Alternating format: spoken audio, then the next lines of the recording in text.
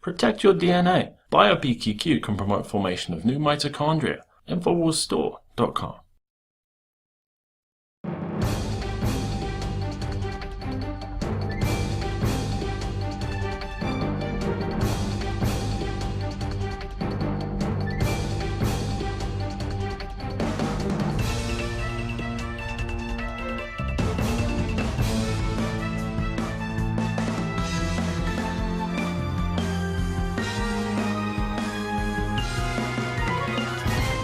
Good evening, ladies and gentlemen. Welcome to the Infowars Nightly News. I'm your host, Jon Bowne, on this Friday, the 13th of April, 2012.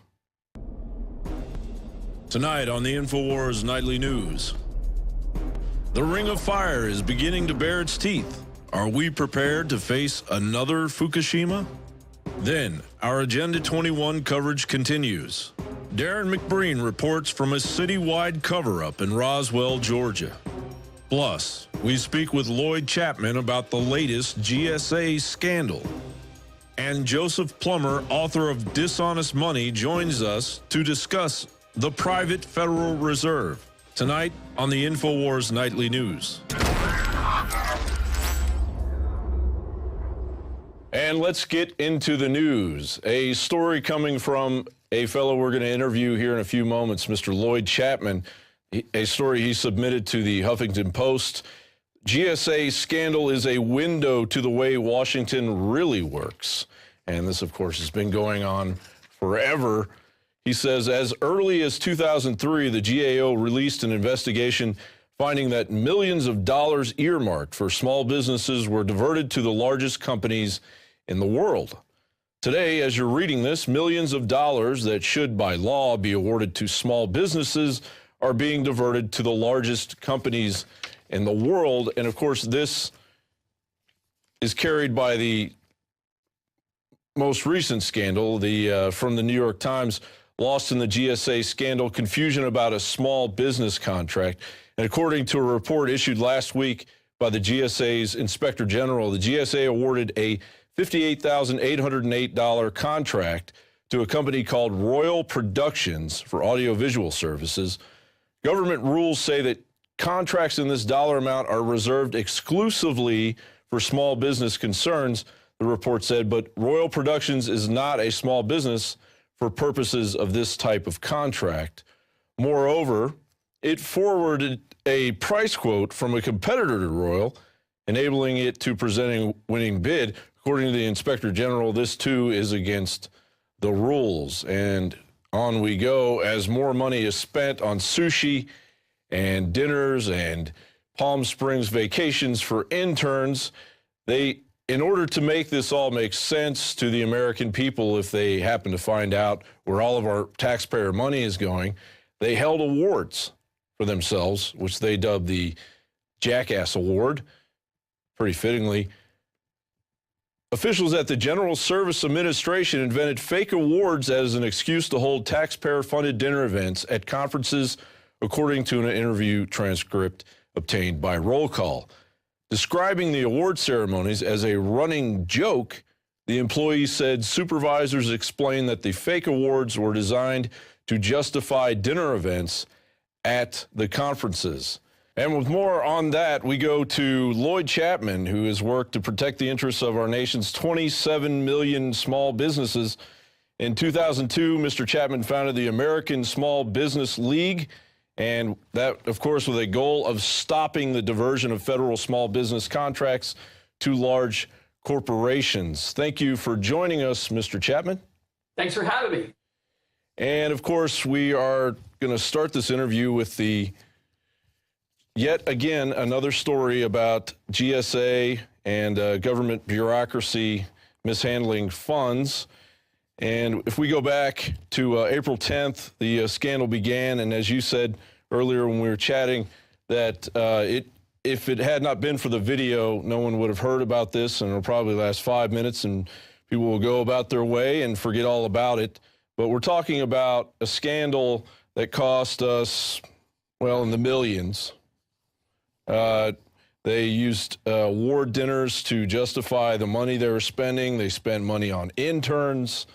They spent $136,000 on scouts to go and find the area to have the party. How typical is this? This goes on every day, all day long. This is just a little sample of how our government runs. And again, had it not been for those compelling videos, the guy doing the rap song and the award shows, whatever, had it not been for that, you would have never heard about this. But for every story like this that you hear about, there's 100 that you never hear about. And quite frankly, the volume of money that they squandered, it sounds like a lot, it's a lot, but there are agencies that are squandering 100 times that much on a daily basis. But you don't hear about those stories because there's not that compelling, video. Also, you have to realize the federal government has a lot of power to squelch stories that they don't want to get out. And if they don't want a story to get out, they can just do a lot of things to make sure that it doesn't get out. Sure, or turn the facts into a light where they look like they are investigating it when in fact they're not at all. In relation to the amount of money spent, let's go to a major level. You were speaking earlier about the story about the $12 billion that was lost in Iraq that was brought over. Just as an example for folks, tell us about that story and explain how that rolls downhill to the bureaucracy in America. Well, when they started rebuilding Iraq, a C-17 transport flew to Iraq with $12 billion in cash in $100 bills, shrink wrapped in $100,000, they call them bricks, about a foot square. $12 billion in cash. They lost $9 billion. Lost it. Don't know what happened to it. There was a little Mickey Mouse congressional hearing and swept it under the rug. So when you think about, the kind of money on the GSA scandal, think about $9 billion in cash disappears, and there's a little brief hearing. In fact, I bet most people hadn't even heard that story. That's kind of funny. So if you're watching this right now, have you heard the story about the $9 billion in cash that disappeared? Google it, and you can read about it. But that's a story that didn't get much attention, and that should have been on the front page of Time magazine. But so many news organizations depend upon these feeds from the federal government for news that the government can sort of, threaten to cut off those news feeds if they run stories that they don't like. But it's very common for the government to hire some of the biggest public relations firms in the world to help them control the stories that come out. In fact, the GSA, I take it back, the GAO did an investigation a few years ago and found they were spending something like $1 million a day on public relations firms to control these stories. So the abuses in government are just rampant. The GSA story, those happen every single day, and we just don't hear about them. Yeah, and the American mindset goes to sleep on it. We just had the report up on screen. I mean, there is no bigger headline than that. I mean, 20, 30 years ago, you have a headline like that, heads were going to roll. But now, we dispute the report and just going about your business. This won't be in the paper tomorrow. That's right. It sure was shocking, but here's a fabricated story we can go to. You're also speaking about how I asked you how the amount of time you're speaking about the request for records, how the Information Act. how the common person can go about doing what you're doing, and I asked you how long it took to actually get some information. What was the longest time? And it was pretty surprising.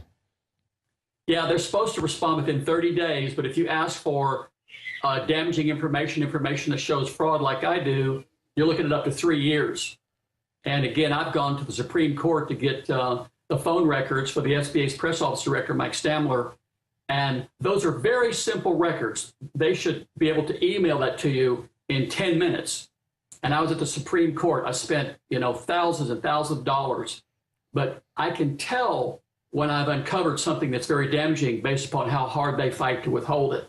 And I think these phone records for the SBA press office director would show that the SBA was working with some of the biggest public relations firms in the world to kill these stories about the diversion of federal small business contracts to corporate giants around the world. In fact, we found information that the SBA had hired an international public relations firm that specializes in crisis management to try to kill these stories. I got the documents in my office.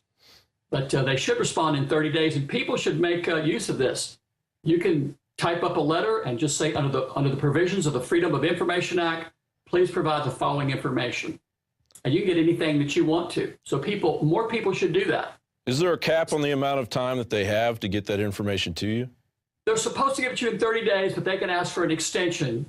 But generally speaking, you should get this information within about 90 days. But I think if more people used it, it would increase transparency in government. And it's just real simple. Just get a piece of paper and type up a letter. And again, the wording is, under the provisions of the Freedom of Information Act, please provide me with the following documents. By the way, you have to ask for documents. You can't ask them for information. It has to be documents. And just figure out what documents that you want, and they've got to give it to you. Well, speaking of the GSA, it's basically a part of the administration that's behind the scenes, does a lot of the mundane, routine work, but they feel that they deserve this kind of vacation spent by the taxpayers. The amount of money spent could have gone to all of these things throughout America that could have done us a lot of good, especially with the economy and the people being out of work and creating jobs and everything that Obama gets up on his pulpit and professes about. And it's just obvious lies to all of us that are awake. And it's shameful.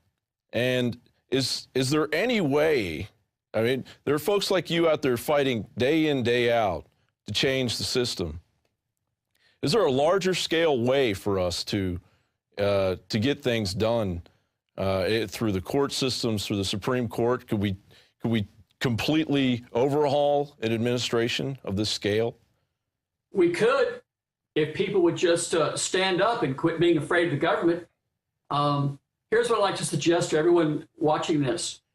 Get out your computer and Google Thomas Jefferson's quotes and read what Thomas Jefferson said. He is probably one of the principal founding fathers of this country. And he said, every generation needs a new revolution. He said, when the people fear the government, you have tyranny. And the tree of liberty will be fed by the blood of tyrants. That's right. Or something along the tree those of liberty lines. needs to be watered from time to time with the blood of patriots and tyrants. Yes. So when you read what he says, he'd be arrested for treason today, I think. Sure. And if I said those things, they'd be knocking on my door. But read Thomas Jefferson's quotes. And people need to quit being afraid of the government. And we need to do what Thomas Jefferson said and make them afraid of us.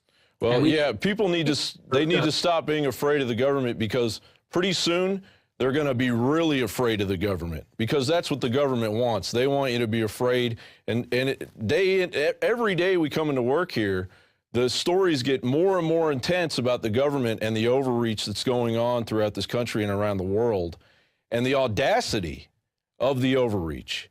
And people that are paying attention are, at this point, we're just waiting. It seems like next week things are going to really change. People need to wake up. But the good thing is that we have, here at Infowars, we have somewhere between 15 and 20 million listeners a week now, and it's growing. And then you have the mainstream media losing all kinds of viewers because people are hungry for the truth. You've got MSNBC fabricating the Zimmerman case in order to make a race war happen.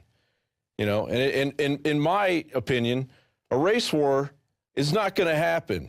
Racism, sure, it's in small pockets of this country, but it's over, folks. You know, give up on the whole racism thing. That thing that ended 30, 40 years ago, but it shows you how disconnected the people in charge and with the money to spend on these elaborate parties and $8,500 in sushi that could have gone to some single mother they're just completely disconnected, living in their ivory towers. And anyway, can you speak on that as far as the disconnection? Yeah, a couple of things. When you think about the GSA, this is the federal agency that's supposed to be watching over our tax dollars and make sure they're spent properly. So when the GSA is squandering taxpayers' dollars and then ridiculing government inspector generals are supposed to watchdog them, just think of how they conduct themselves on a daily basis, right? In regard to mainstream media, here's something I've learned the hard way. I was being interviewed by a major television network and talking about the diversion of federal small business contracts to corporate giants. And I mentioned Lockheed and Boeing. Well, that story never aired because Lockheed and Boeing were two of the major advertisers on the television network. Sure. And what I've come to understand is you will not see television networks run negative stories about their advertisers. So you will not see stories about the oil companies and how they're making excessive profits and paying no federal income tax, and how they're, robbing us at the pump and overcharging for gas, and how they raise the price of gas in a way that's disproportionate to the price of crude oil. The companies themselves, that NBC, for instance, owned by GE, they're not even paying any taxes. I'll tell you a story about that. In 2003, NBC came out to my office from New York to California, spent a week doing a story about me. And it never ran because I talked about a bunch of companies that were guilty of federal contracting fraud, and they were subcontractors to GE. So that story never ran. So I've had a number of stories actually not run because I mentioned companies that were affiliated with different news organizations or advertisers. But I'm sure everyone watching this show has seen that ad from the American Petroleum Institute, the lady in the black suit walking across the map talking about the resources of America.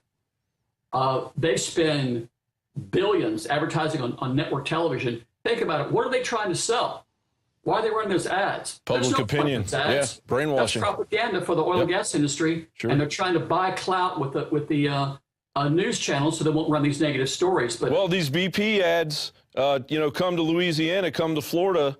Everything's fine down here. Yeah. Is it? Is it? We're Americans, okay? You can't pull the wool over our eyes. It's probably not okay down there, okay? Why don't you run an ad that says, well, this is how things really are. We're working on it. No, it's not. It's not that ad at all. It's Walt Disney World. Hey, everything's great. Yeah. Come on down and eat some oysters filled with oil. Yeah. It'll be good for you. Unfortunately, these big corporations control the media. When you're watching national television, ask yourself this question: what percentage of national advertising comes from Fortune 500 corporations? Let me just guess. Do you know the number? I think it's 90%. I would, have to be in the 90s. When you think about the big lobbying firms in Washington, Preston, Gates, and Ellis, and these big lobbying firms, what percentage of the money that they get comes from Fortune 500 corporations? Probably like 100%. Well, so big corporations control the lobby in Washington. They control Congress. They control, the White House. They control the news organizations. It's logical. Think about it, right? What's the function of a television network? Its function is to make money by selling advertising. That's its function. The function of a news organization isn't to inform the people. It's to sell advertising. Right. And so you're not going to do stories that show that your biggest advertiser is guilty of federal contracting fraud, are cheating the American people out of billions of dollars a day by overcharging for gas. So quite frankly, to me, mainstream media has almost become like propaganda for the Fortune 500 corporations. And unfortunately, the general public watches national television and they see those stories. They go, oh, that's what's happening because I saw it on television. No, that's not what's happening. That's what they want you to think is happening. But it's logical. Think about it. They're trying to sell advertising. The Fortune 500 firms are their customers. They're not going to run stories that show that their customers, are violating federal law and cheating the public. You can't get what's really happening off of the news. Well, we thank you for joining us, Mr. Chapman. I could talk to you all day, and hopefully you're going to be on with Alex here pretty soon, maybe next week. But this is just a complete ludicrous travesty, and but it's, of course, par for the course. And thanks again for joining us, and take care. Thank you. You guys are fantastic. All right, and so are you. Thanks. All right. Thank you, Lloyd. Ladies and gentlemen, Lloyd Chapman from the American Small Business League. And now moving on to important geothermal news, which you may or may not find anywhere else but here at Infowars. The Ring of Fire is roaring to life, and there will be earthquakes of historic importance. This American Dream article goes through the history of the Ring of Fire, and lately there's been a lot of activity as far as the Ring of Fire and its threat on not only earthquakes and volcanoes, but also nuclear events. So we start out here with, does it seem to you like there has been an unusual amount of seismic activity around the world lately? Well, it isn't your imagination. The Ring of Fire is roaring to life, and that is really bad news for the west coast of the United States. Approximately 90% of all earthquakes and approximately 75% of all volcanic eruptions occur along the Ring of Fire. It also goes on to say that on Wednesday, the most powerful strike-slip earthquake ever recorded happened along the Ring of Fire. As long as that happens outside of any area where people are living, that's fine. But once it moves into California or moves into Japan or any place along the Ring of Fire, let's take a look at that graphic again. It's gonna be a massive shift in life on Earth.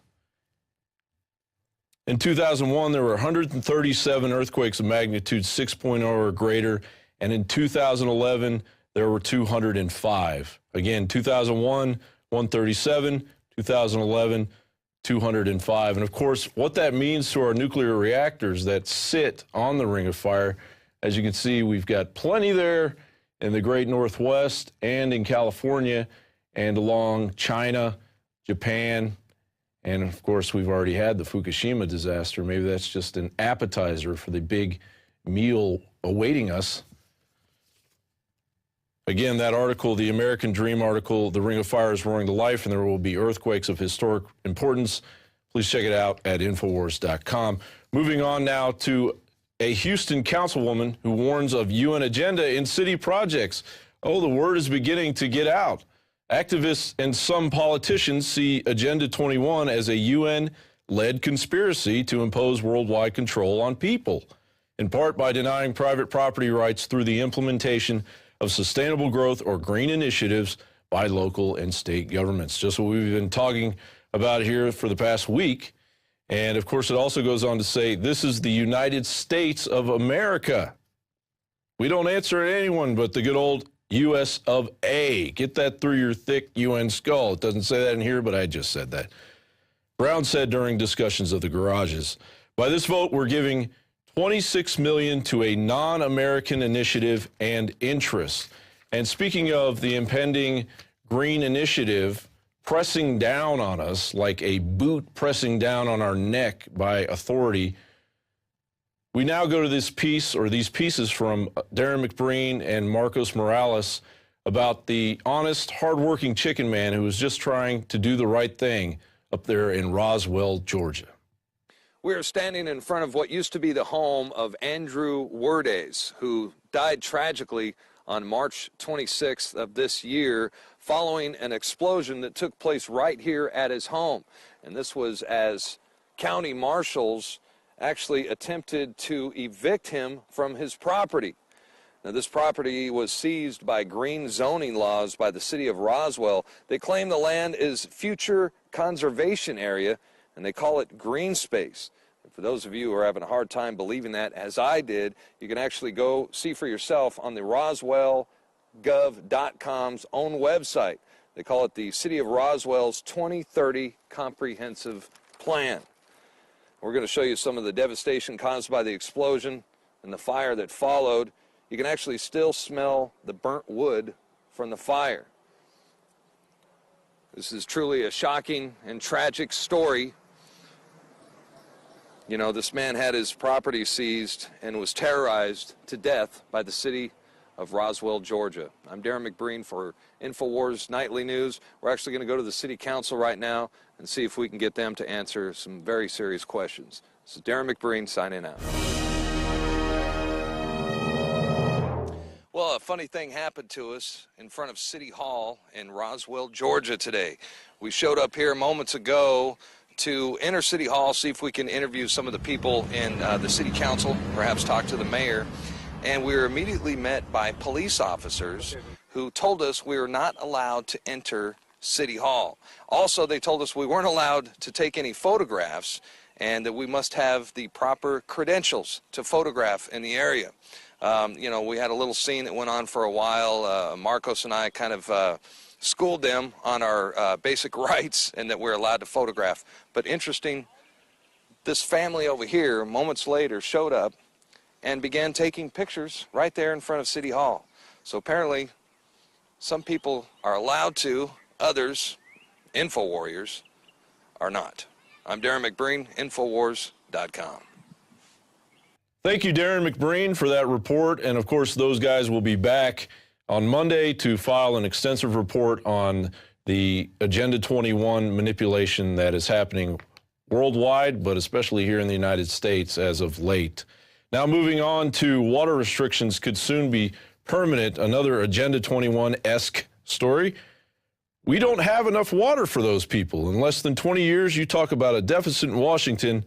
We have a deficit right here in North Texas, and it's water. So they're saying water restrictions could soon be permanent in Dallas. All the rain that's fallen in recent weeks has a lot of people looking forward to an easing of watering restrictions, but city leaders in several DFW cities want to make them permanent. And there they go again, controlling our lives, our very water, our very drinking water, that lovely fluoride water.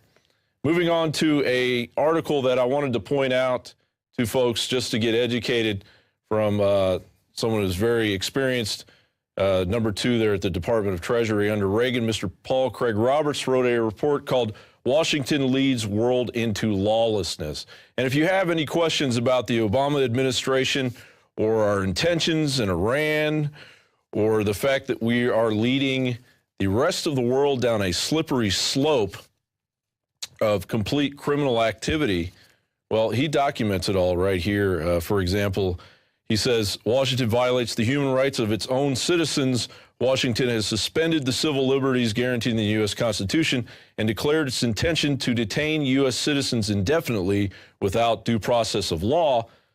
President Obama has announced that he, at his discretion, can murder U.S. citizens whom he regards as a threat to the U.S. And it's a very extensive read and a good report. I just wanted to point that out tonight on the news for folks who need to be educated, or if you want to just go back and look over what's been happening here recently with our republic. Now, moving on to a very interesting story. Since the booms that were taking place up in Wisconsin, we had hinted at the fact that we thought that there could be a possibility that these booms, the source of these booms, could be high-speed rail. Well, it was brought to our attention by the Intel Hub that the LA to New York in a half an hour, 10,000 plus mile per hour tunnel train used for underground bases has been underway for a long time. It's been under the agenda of the Rand Corporation, who in 1972 in the LA Times, June 11, 1972 LA Times said, a Rand Corporation physicist has devised a rapid transit system to get you from Los Angeles to New York in half an hour for a $50 fare. That's back when people were good and honest and were going to use things for their own means. I'm talking about the elitists. He said existing technology made such a system feasible, and so does a cost analysis. The essence of the idea is to dig a tunnel more or less along the present routes of U.S. highways 66 and 30. The tunnel would contain several large tubes for east-west travel of trains that float on magnetic fields. Moving at top speeds of 10,000 miles per hour, passengers would face forward during acceleration, backwards during deceleration.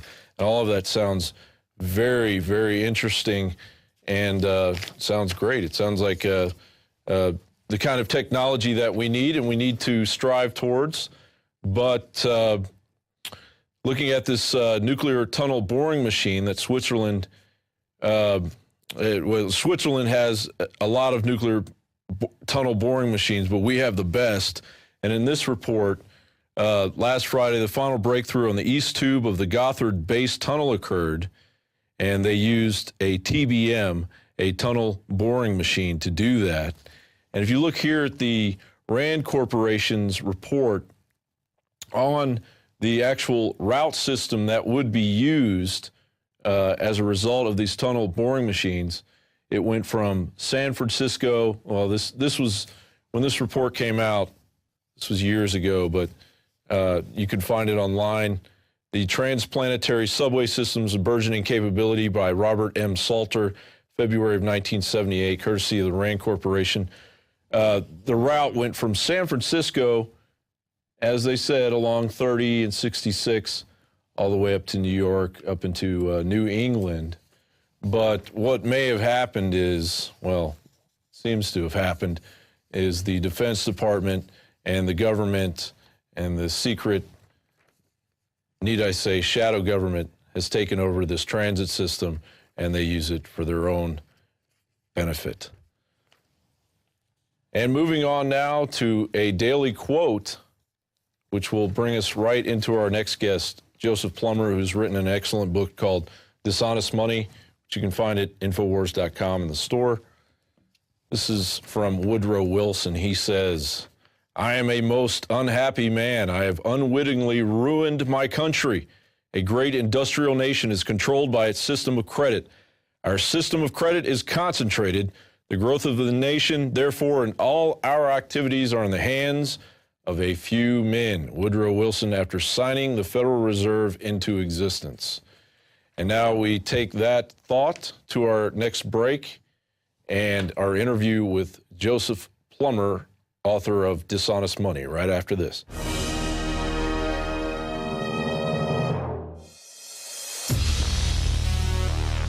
I'm announcing our biggest contest ever.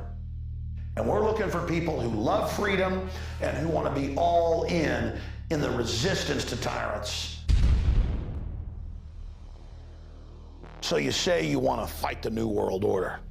Why, if you were on the radio, if you were Alex Jones, you'd really kick some globalist ass. Well, here's your chance. We're hiring not one, but 2 new reporters whose reports are going to be on the radio, whose reports are going to be on the nightly news, who will even anchor the show. If you're ready, here's your chance to step into my shoes, and I hope you surpass what I've done. 2 winners, $10,000 in prizes, and a shot to be a reporter inside the Infowars.com command center. We're looking to hire 1 male reporter and 1 female reporter. And when you win $5,000. Your video gets seen by hundreds of thousands, if not millions of people on YouTube, and you get put into the very front of the running to be hired as a reporter / anchor right here in our operation. Do you have what it takes to be the next Info Warrior? The rules are posted below me here and at Infowars.com. This is a big deal. You know, the globalists are expanding their global empire, but at the same time, the people are waking up all over the world. We've expanded our operations in the last year. We've added the nightly news 5 nights a week. We're making more special reports. We're reaching 15 million people every week. In a year, I want that to be 30 million. This is your chance to join the team. I want to see what you can do. But a big hint is this.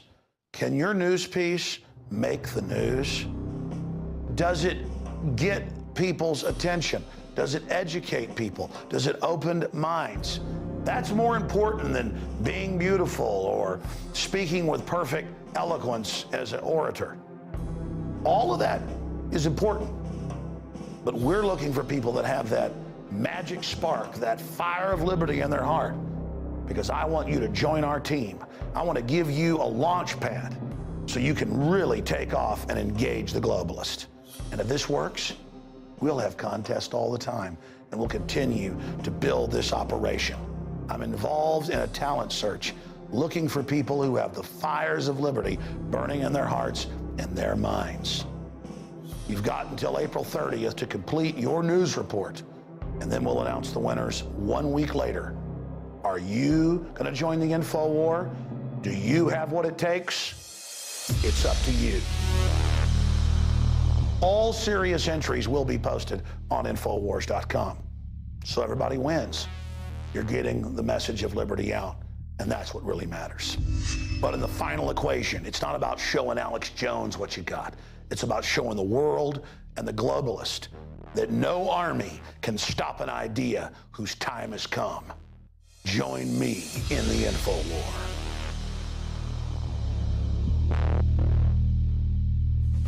So you say you want to fight the InfoWar.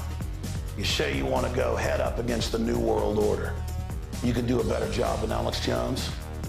I know you can. And here's your chance to prove your mettle.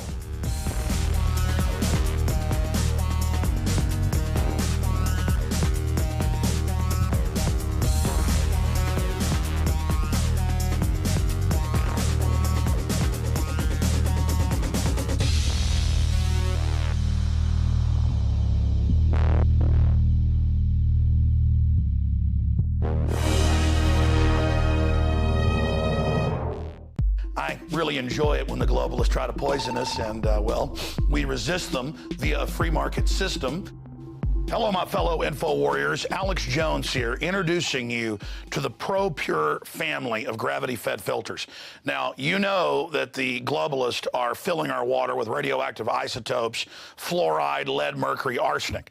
And one of the few systems that can efficiently and economically remove or reduce down to non-detectable levels these poisons are gravity-fed filters. And ProPure is the top of the line.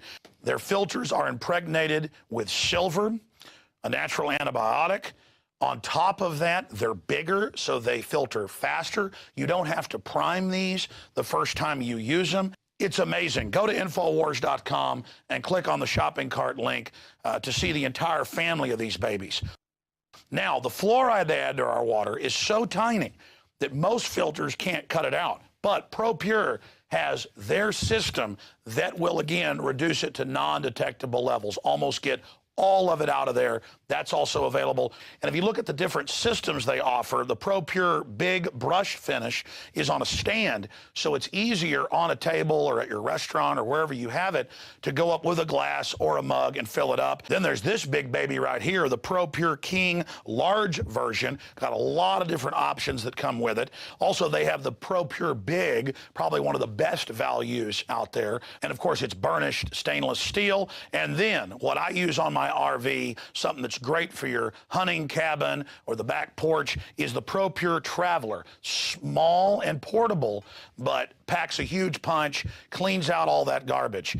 They also have a glass sight spigot, so you don't have to take the top off and look in the bottom area to see how much water. You can see how fast it's filtering with this optional system. The globalists obviously are hitting us through our water. It's time to take control of our lives. It's time to not give our children and families these poisons, and these systems cut it down to non-detectable levels across the board. ProPure is the name. I only promote what I believe in, and I use ProPure in my home and my office. And I recommend that you check out the information on ProPure at Infowars.com. We already have the lowest price at Infowars.com on the ProPure gravity filter system. But when you add in the 10% off when InfoWarriors use the product code WATER at Infowars.com, nobody can top it. So again, it's a win-win-win. Stop drinking the poison water, checkmate the globalists when it comes to your health, and support Infowars.com and the work we're doing here. You know, many revolutionaries rob banks and things and kidnap people for funds. We promote in the free market the products we use that are about preparedness. That's how we fund this revolution against the New World Order in our move to restore our constitutional republic and a spirit of 1776 worldwide. Check it out at Infowars.com. ProPure, top of the line, #1, most powerful and effective and economical gravity-fed water system in the world. ProPure, available, discounted at Infowars.com. Don't forget product code WATER to save 10%. It's the latest generation, years in development. ProPure is the name. And welcome back to the Infowars Nightly News. I'm Jon Bowne, your host tonight. We are going to speak with Joe Plummer, who has written a book called Dishonest Money, Financing the Road to Ruin. And what Joe has done for us he's taken the monumental task of taking G. Edward Griffin's The Creature from Jekyll Island and, of course, a lot of other information and breaking it down for the common person to understand why we're in the situation we're in and the intricacies involved with the criminal activity that was born of the Federal Reserve. And, of course, you can find this book at the Infowars store. It, again, is Dishonest Money. And now we go to Joseph Plummer. And, Joseph, thanks for joining us. Good to be with you, John. And I just want to start off with a quote here, basically from your Obi-Wan Kenobi. G. Edward Griffin says of Dishonest Money, an excellent job of condensing a large and complicated topic. And that's saying something there, because G. Edward has written this epic book, and each chapter in itself seems to be a book in itself. But you've taken that and condensed it down for people so that it's easy to read, easy for them to understand and recognize within our system the criminality that we're experiencing and have been experiencing for decades. Yeah, I was pretty happy to get that recommendation, because there really isn't anybody else I can think of who I would rather have an endorsement from than Ed Griffin. When I started looking into the Federal Reserve System back in 2003, everything I found was just needlessly convoluted and seemed intentionally vague, and there was a bunch of different conflicting information, and just depending on who you were, whose opinion you were taking, there were just all these different arguments. And it wasn't until a couple years of going through the books written by economists, which is just nothing but economies. If you're familiar with legalese, lawyers, imagine economies. It's the same basic concept. I finally came across The Creature from Jekyll Island a couple years later in 2005. And it was just like, oh my God, this is fantastic. This is great. Somebody actually took their time, tried to break it all down, presented only relevant information, pointed out the most important stuff. And at that point, I was really excited, because I had a good understanding by then, but I didn't have anything that I could actually give to people. And I was really happy, because I was like, okay, anybody can understand this. Well, the thing that I didn't take into account is, yeah, anybody can understand it, but unfortunately, most people aren't too excited about reading a 600-page book. And so that was really upsetting for me, because the information in the book is so important, but I couldn't seem to convince very many people that they needed to read it. So essentially what I did is I took the same story. It is the same story. There are numerous books on it. It's told a bunch of different ways. But I basically took the same story, the story of the Federal Reserve System, the story of the people who are using that system against us, using control of the money supply to corrupt our institutions and every other horribly evil thing that they're doing, and put it into a form that nobody would be intimidated by. And then throughout the book, I encourage people, because I think this was the big part of it. It's, if somebody doesn't know anything about a particular topic, they're already a little bit apprehensive to approach it. If it's a topic that is notoriously difficult to understand, as is the monetary system, it's worse. And then if you add into that, it's a 600-page book, it just is another obstacle. So basically what I wanted to do is prove that the topic does not need to be intimidating, that it isn't that difficult to understand, and condense it down into something that anybody wouldn't be intimidated by. This is a one-day book. You can read it in 5 hours if you were to sit down and read it. Yeah, and it seems, reading G. Edwards' book, and I have to be honest, I didn't get to the end. It's huge. I'm still reading it. But you do read it, and you come up with a conclusion that, well, the first conclusion is, I got to get this out to people I know. How do we not know this? How has this been kept secret all this time? And then you gradually start to think, well, this is what should be taught about American history. I think your book, if we win this thing, you know what I mean? Your book will be used in public schools and, all over the world. Well, I really, truly, simply wanted to write something that could reach all those other people. Like I said, I just wanted to give them something that they could easily open, they could easily understand, they wouldn't be intimidated by, because it's so incredibly important for people to understand this. And then if they're looking for, just the epitome of the story, as I recommend in my book, then go to Ed Griffin's. But at the very least, gain this general understanding, because if you have a general understanding of what they're doing, it's going to make it a lot more difficult for them to continue what they're doing. In fact, eventually, as people gain awareness, it's going to make it impossible for them to continue doing what they're doing. Sure, and I'm sure there are a lot of people out there, although our listeners are pretty savvy on this topic, but there are a few people out there saying, well, come on, guys, what are you talking about? What kind of secret information are you talking about? Well, here in America, we're talking about the meeting that took place on Jekyll Island in Georgia and was done by an elite group of bankers and Senator Aldrich, who was the father-in-law of J.D. Rockefeller, yeah. And then they used code names in order that the information didn't get out.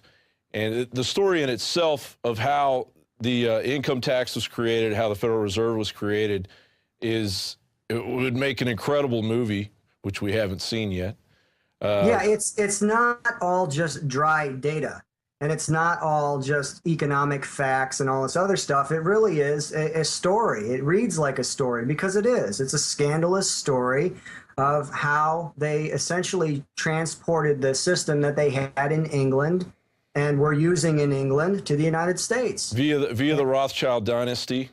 Rothschild, Rockefeller, once you get it down, it's pretty easy to understand. It begins, it's kind of hard not to point a finger at the Rothschilds because they create such a looming dynasty with the takeover of the Bank of England, and then, of course, spreading out amongst the sons and the brothers amongst Europe. And, of course, they have to come and take that jewel of America and figure out it. But by then, their techniques of undermining the banking system and the economy of a country has already been formed. So give folks an idea about how the banking system used to work before the Rothschild dynasty got a hold of it. That's what G. Edward explains also. But how it used to work, how it's supposed to work, an example of that, and then show how they make it work. Well, it was never perfect. We've never had really a 100% money system. And so that's a problem. They've always had fractional reserves. The thing is, though, it used to actually have some backing, and that backing was gold or silver. And so that limited the amount of money that they could create out of nothing. And then, of course, that limits the amount of problems and consequences that stem from being able to create money out of nothing. They just... what's interesting is a lot of people say, and I'm not here arguing that gold or silver are the only two possibilities. Some people are very, very adamant about that being the only possibility. What I'm saying is they are certainly better than the system that we have right now. There may be, through technology, there may be different options that are available. I don't know. But to the people who are so against gold, they say, well, they can manipulate gold, they can manipulate silver, they can, hoard it or do all these other things, and it's true. And then with the fractional reserves, the fractional reserve capability on top of that, it gives them the ability to still cause problems. But what they did by removing gold was gain complete control over all money. That is something they could have never achieved with gold or silver. Now they are the sole source of all money. And it seems, and money in itself seems like a static thing, and sure, people can sit there and go, well, that's the economy and that's the one that we're working under. But in the words of John D. Rockefeller, competition is a sin. And so what they do is, what happens with that economic system is it moves out into our reality, into our society, our culture, our civilization, and they're able to create a atmosphere where competition is eliminated. Independent banks that or independent small businesses that were creating savings were actually at some point able to go out and spend more money and create more jobs for the economy. This system is completely controlled, especially at this point in our history. And so, well, if you want to control government, let's just break it down to the most basics. Or if you want to control anybody, money is the thing that ultimately determines whether or not an institution or an organization is going to be able to do what it wants to do. Words on paper are not going to control government. Campaign stump speeches aren't going to control government. Promises aren't going to control government or corporations. Promises aren't going to control people who are in the seat of power anywhere. Essentially, you have a couple basic options. One option is force, and the other option is money. So until we can actually control the amount of money that the federal government has access to, it's going to continue implementing the policies of those who control our regulatory system and our governmental system. And these are the elites that, even people who are apologists for globalism admit that these people have disproportionate influence. They use nice euphemisms, but essentially these are the policymakers. These are the people who are determining policies. They're determining our foreign policy. They're determining our domestic policy. They're determining economic policy and monetary policy. All of this stuff affects us, and it just so happens that it affects us in a negative way, and all of the benefits accrue to them. So as long as they remain in charge of this system for confiscating wealth and undoing the current system as it is, or continually eroding what was there and creating something that they can continue using to their advantage, we have problems. But if we're able to cut off that money, we gain the same power that the people who are creating this money out of thin air have had all of this time. And if I could, I'm a big fan of using their own words against them. Mm-hmm. So this is a quote this is a quote that I have in the book from the guy who created our current monetary system. This is from John Maynard Keynes. So I'm sure most of you have heard of Keynesianism. That's the system we're under right now. Here's the quote. By a continuing process of inflation, governments can confiscate secretly and unobserved an important part of the wealth of their citizens. There is no subtler, no surer means of overturning the existing basis of society than to debauch the currency. The process engages all the hidden forces of economic law on the side of destruction, and it does it in a manner which not one man in a million is able to diagnose.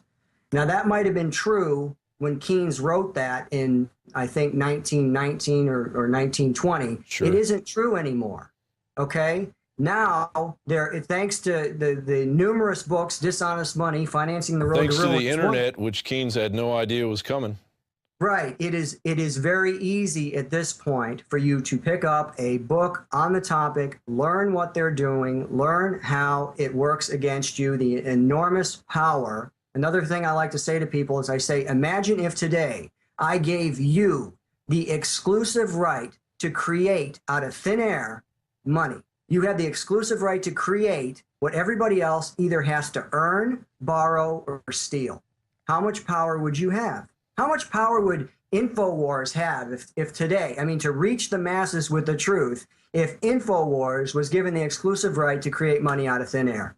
What would your reach be? What would you know what we are able to create out of thin air? What's that? Knowledge. There you go. Which is it's there. a lot stronger than money.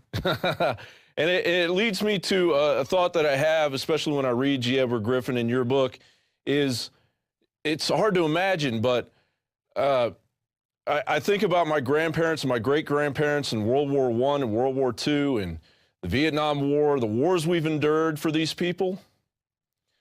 For these people. Exactly. It's to erode national sovereignty. That is their unapologetic goal. And they had no knowledge of that. It sounds almost un-American to say that, but it's very American to say it because we have to get America back. And if we got America back and we got these people out of power and in control of our currency, can you imagine what kind of world we could live in? Yeah. Well, that's what we're working on. That's what we feel compelled to do, is to continually expose that, the current system's based on deception, theft, and violence. And when you eliminate their ability to deceive, you erode an enormous amount of their power. because without the deception, then people are a whole lot less likely to accept the theft. And that only leaves them with the last option, which is violence, and you can't conceal violence. And you also need the theft to finance the violence. Sure. And you need the consent of the deceived to accept the violence. So, you know, I like to begin with that concept of destroying the deception as a base, and then continually working towards, you know, this has been going on forever. Forever. There have been elites, and there have been those who were exploited beneath them. Of course, nobody or a few people want to believe that they're living in a predatory system. We have to show them that they are. Just because it's not necessarily visible, the consequences are there, and you just have to point out to them the cause of those consequences. Well, and it's what we very need to do. reassuring that there are people like you out there that are taking a stand and making a difference. And it's also reassuring that they're getting so desperate and sloppy. With all the stories of their overreach, there's also a huge amount of sloppiness that happens day in, day out here every time you look at the news. So we want to thank you, Joe Plummer, for writing this book. And, of course, you can find Joe Plummer's Dishonest Money, Financing the Road to Ruin at Infowars.com and go under store to find that. And, again, thank you, Joe, for joining us today. Good to be with you. Thank you. All right. Take care. You too. All right. If you want to join us here at Infowars.com and PrisonPlanet.tv, there's a 15-day free trial going on.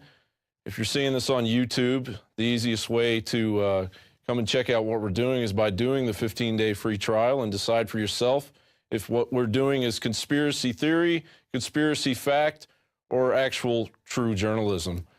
There's a 15-day free trial. Just go to PrisonPlanet.tv. And, of course, we're getting more and more submissions for the reporter contest. If you want to join us here at Infowars.com, actually join us right here at Infowars.com. We have the reporter contest going on. It's at Infowars.com/reporter-contest. And, of course, there's 5,000 per reporter prizes, 10,000 in total, 5,000 for a male and 5,000 for a female.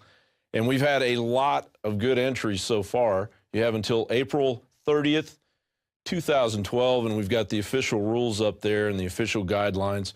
Just follow those guidelines. They're fairly simple, and we welcome more additions to our staff here at Infowars.com. Well, that's going to do it for me, Jon Bowne, tonight on this Friday, April 13th, Friday the 13th, 2012 edition of the Infowars Nightly News. Have a good night and keep on fighting.